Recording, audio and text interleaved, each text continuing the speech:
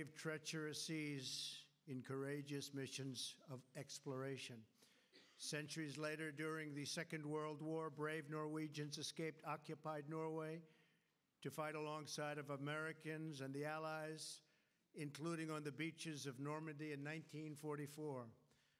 Our friendship builds on this proud and noble history and is rooted in our commitment to confront the problems of today with that same confidence and that same determination, and I think it might even be greater determination. We've just concluded a series of discussions on how we can work together to promote a future of security and world prosperity, and also a great future for our respective countries working together.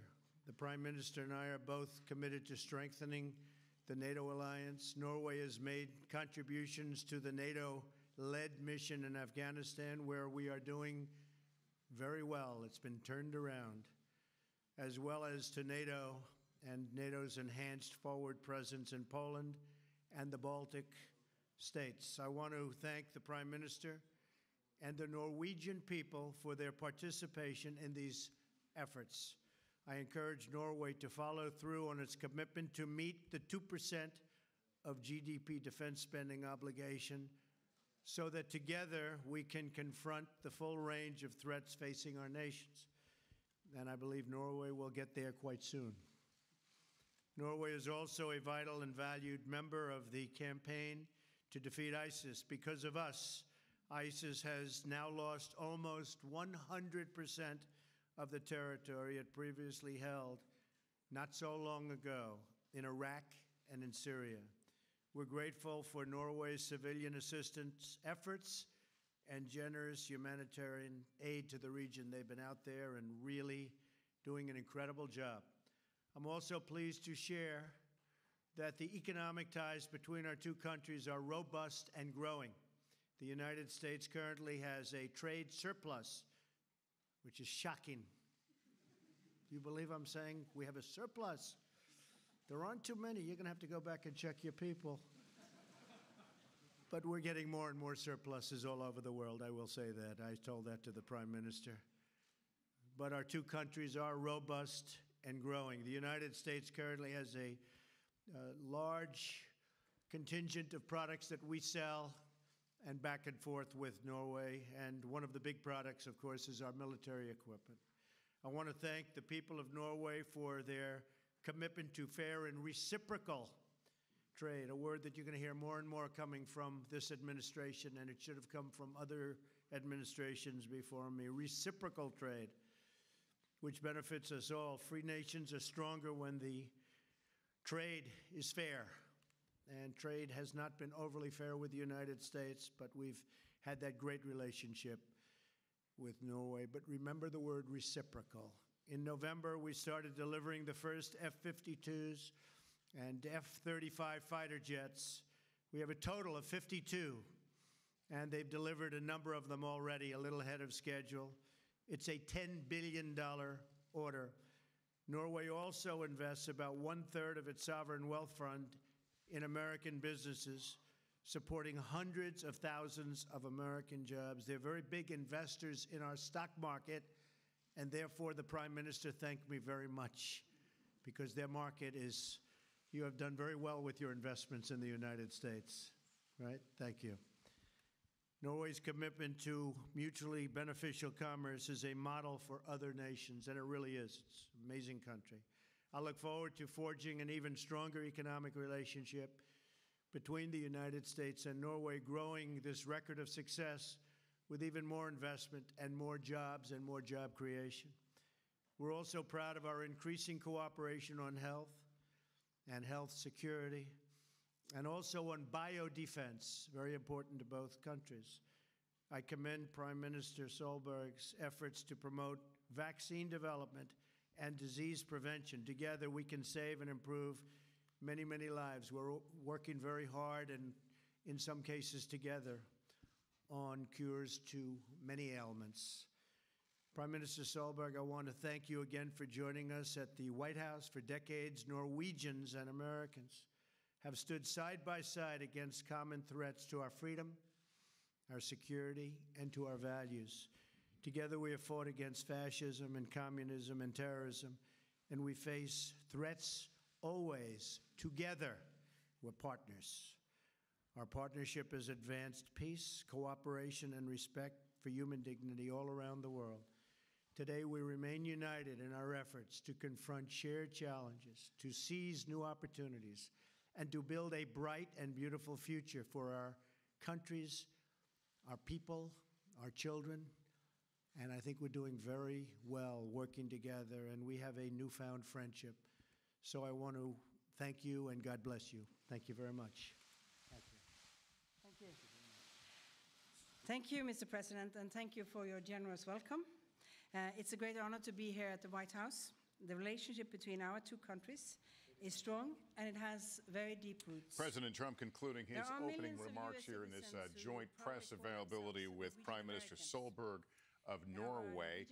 Typically what's going to happen, there will be a couple of questions from the U.S. media and members of foreign media traveling with the Prime Minister, and we'll go back as soon as the question and answer period starts. There is a lot to talk about, including the President's evolving stance on immigration reform, also a judge moving to block the administration from ending the DACA program, the Dreamer program that prevented some 800,000 people who were brought in this country illegally as children from being forced to leave. So we're going to watch for questions on that. Let's go to NBC's Andrea Mitchell right now. Andrea, the president sowed a little bit of confusion on his immigration stance yesterday.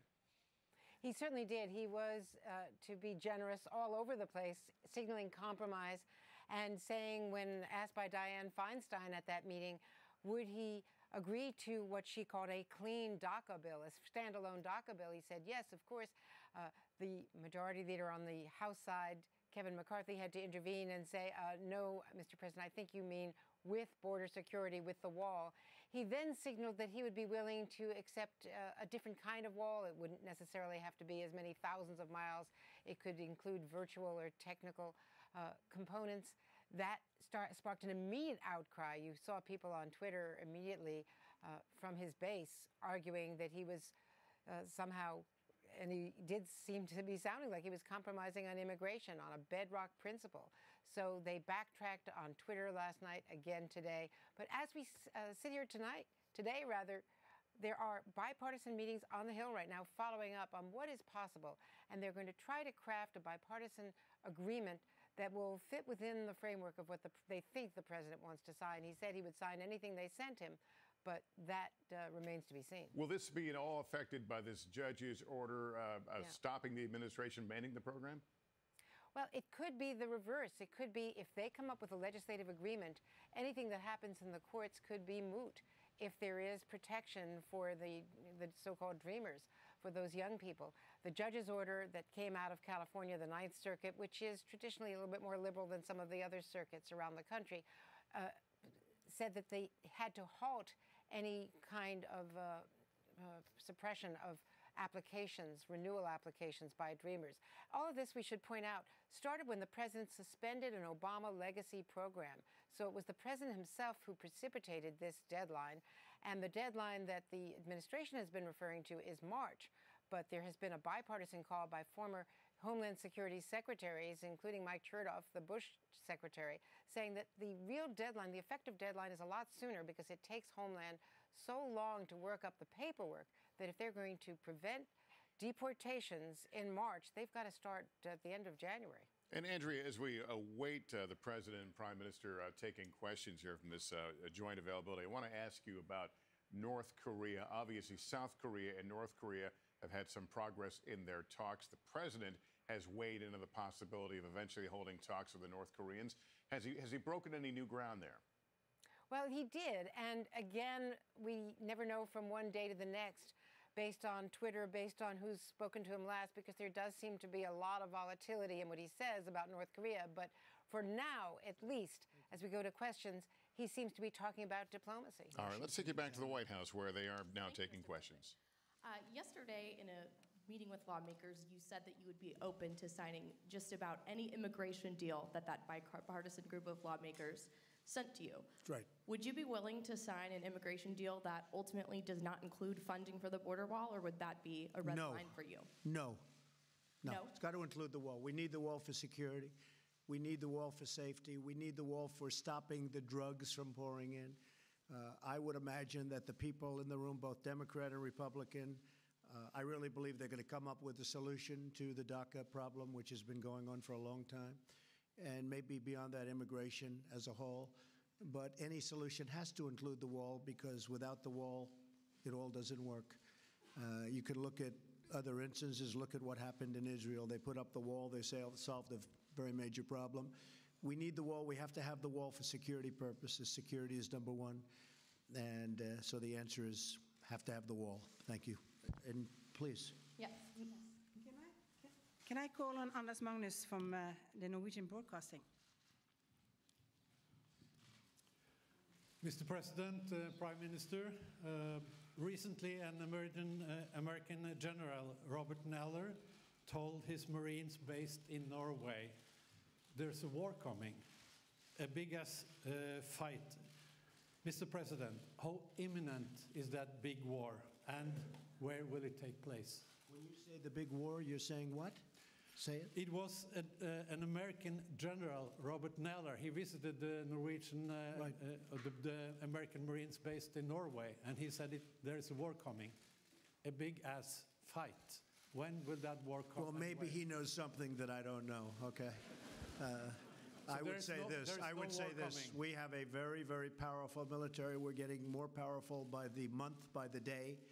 We're ordering a lot of the equipment that you're ordering. We're ordering it, but in larger amounts, to put it mildly. We are building up our military to a point that we've never been before. We were very much weakened over the last long period of time, but not with me. No, I don't expect that. I think we're going to have, because of strength, peace through strength. I think we're going to have a long period of peace. I hope we do. We have certainly problems with North Korea, but a lot of good talks are going on right now, a lot of good energy. I see a lot of good energy. I like it very much, what I'm seeing. I just spoke this morning with as you know, with the President Moon of South Korea. He had some really great meetings. His representatives had a great, great meeting. And I had some very good feedback from that. So hopefully a lot of good things are going to work out. No, I think that we will have peace through strength. Our military will be stronger than it ever was in a very short period of time. And that's my opinion. That's not the general's opinion, but I think my opinion counts more right now. Thank you. Maybe I can just add that the reason why we are so happy that we have U.S. Marines training in Norway is that that's part of the deterrence strategy that makes sure that we don't have a war in the future. Yes. And Sarah, did you have a question? You were supposed to ask a question. Did you have a question for the Prime Minister? I did, yes, thank you. Madam Prime Minister, President Trump has said that the investigation into Russian collusion makes our country, quote, look very bad. And he said this morning that, quote, the world is laughing at our stupidity. So my question to you is, are you laughing at the Russian investigation? I think that it's up to every political system in countries to scrutinize and discuss their own political agenda in their countries. And I respect that very much, and that this is an issue for American politics. I'd just like to say that it has impacted also in Europe. I think all European countries who have had elections this year has been looking into, will there be any type of tampering or others? We concluded after our election that we could not find any proof of any try to put any emphasis on that from countries outside Norway. I think it was a very Norwegian election with Norwegian participants. Well, I will say this, there is collusion, but it's really with the Democrats and the Russians, far more than it is with the Republicans and the Russians. So the witch hunt continues. John, go ahead.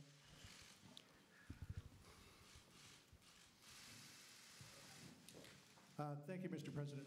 I also have a question for the Prime Minister, but if I could address the President first. Sarah brought up the Russia investigation.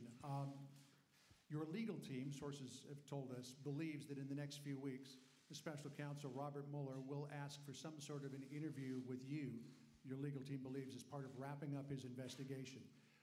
Are you open to meeting with him? Would you be willing to meet with him without condition, or would you demand that a strict set of parameters be placed around any encounter between you and the special counsel?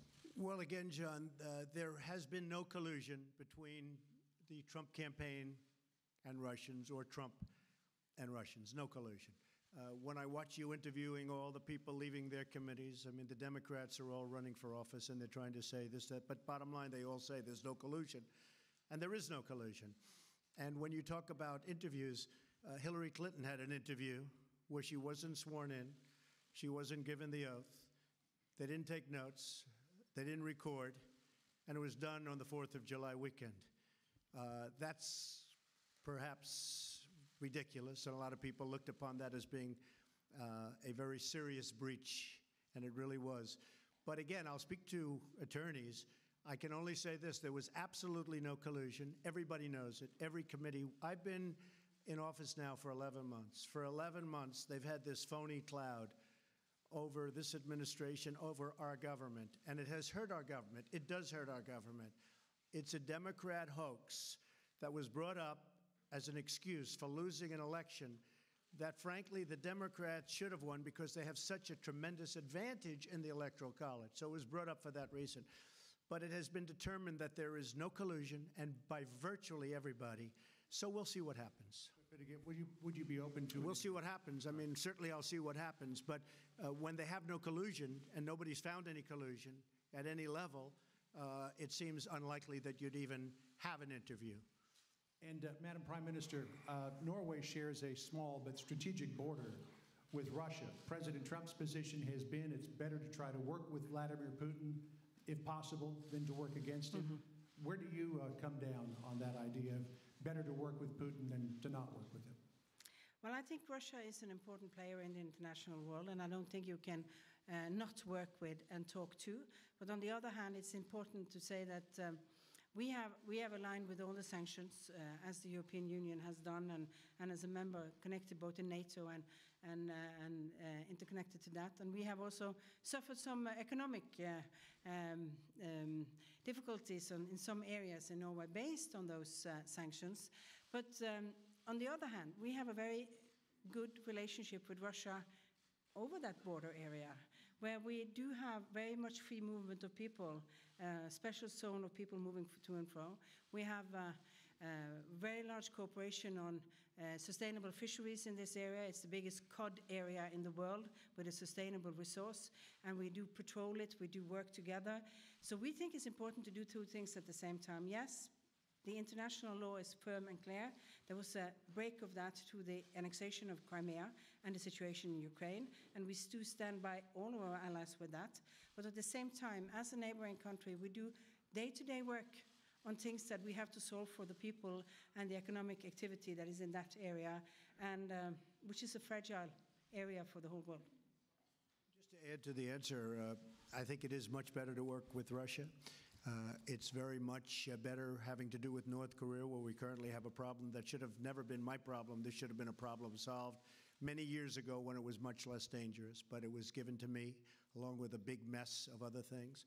But I will say this: I am for massive oil and gas and everything else and a lot of energy. Putin can't love that. I am for the strongest military that the United States ever had. Putin can't love that. But Hillary was not for a strong military, and Hillary, my opponent, was for windmills, and she was for other types of energy that don't have the same capacities at this moment, certainly. So I just want to say that it's a lot better to work with other countries. We're working with China or North Korea. We're working with various other countries, and I think we're doing very well. We had a great talk, as you know, and as you reported. We had a great talk this morning with President Moon, and I think that a lot of good things are happening. We're going to see what happens. But working with other countries, whether it's Russia or China or India or any of the countries that surround this world and encompass this world, that's a good thing, John. That's not a bad thing. That's a very good thing. Okay? Okay, go ahead. From Aftenposten. Mr. President, Prime Minister, Norway strongly supports the Paris Agreement and have expressed regret that you have decided to leave it. What could persuade you to remain, and what kind of common ground did you find in your talks today on this topic? Well, it wasn't a major topic, I must tell you. We talked about other things, including mostly trade. But I will say that the Paris Agreement as drawn and as we signed was very unfair to the United States. It put great penalties on us. It made it very difficult for us to deal in terms of business. It took away a lot of our asset values. We are a country rich in gas and coal and oil and lots of other things, and there was a tremendous penalty for using it. It hurt our businesses. According to some estimates, we would have had to close businesses in order to qualify by 2025, whereas, as an example, China, by 2030, they don't kick in until 2030. Russia, someplace in the mid-1990s, that was their standard, and that was never a good standard because that was a dirty standard for the environment. It treated the United States very unfairly, and frankly, it's an agreement that I have no problem with, but I had a problem with the agreement that they signed because, as usual, they made a bad deal. So we could conceivably go back in, but I say this, we are very strong on the environment. I feel very strongly about the environment. Our EPA and our EPA commissioners are very, very powerful in the sense that they want to have clean water, clean air, but we also want businesses that can compete. And the Paris Accord really would have taken away our competitive edge. And we're not going to let that happen. I'm not going to let it happen. And if I just might add that there are business opportunities in this, as we talked about during this, because we have strict regulations on to reach our Paris targets. That means that we have very strong policies for environmental friendly and climate friendly technologies, and which is a small part of why the United States now have a surplus in the economy towards Norway. So you never miss up on a good opportunity with good environmental standards. One of the great assets of Norway is a thing called water, and they have tremendous hydropower, tremendous. In fact, most of your energy or your electricity is produced by hydro. I wish we'd do some of that, but hydropower is fantastic, and it's a great asset that you have. Thank you very much. Great honor. Thank you. President Trump, listening to